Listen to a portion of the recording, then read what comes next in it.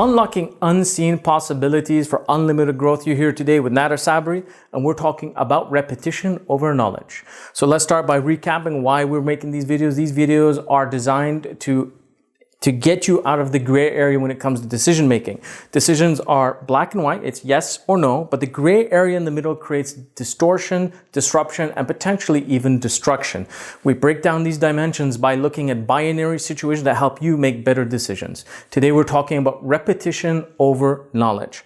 Repetition over knowledge is a quality versus quantity measure. What I mean by that, and I'm going to start by giving you an excellent historical example with Henry Ford. Henry Ford, believe it or not, was sued by the Chicago Tribune on the basis of him being somebody who's ignorant but is making himself look like very knowledgeable. He was actually taken to court by the newspaper, and his argument was classic.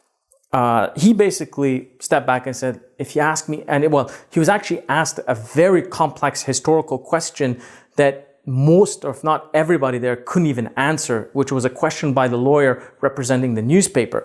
And the judge even said, well, I don't even know that. And then that's when Henry Ford spoke up and said, well, let me teach you an important lesson. Knowledge is about utility, right? It's about the quality, the utility. What is it that I need to know to take it and transform it into value? That is the knowledge that I actually need. It's not about going and reading a 500-page book and understanding everything in that book.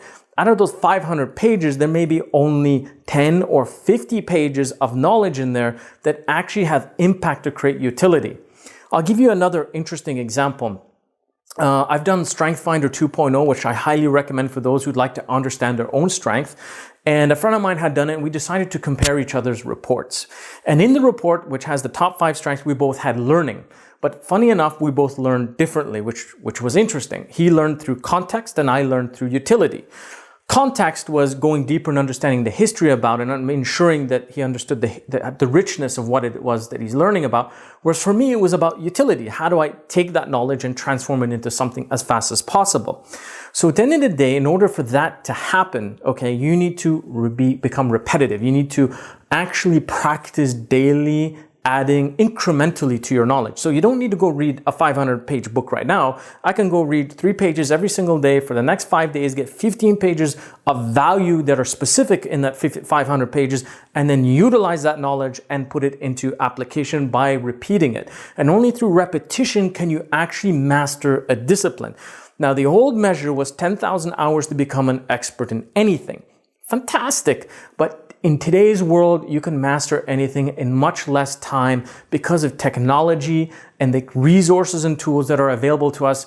Much of it available for free and a lot of it available for very low cost. So the acquisition cost and efforts of gaining utility through knowledge is the best it's actually ever been. I genuinely believe we live in an extremely exciting era in history, maybe one of the most exciting eras in history, because knowledge has never become so available and so accessible and so easy to use like today.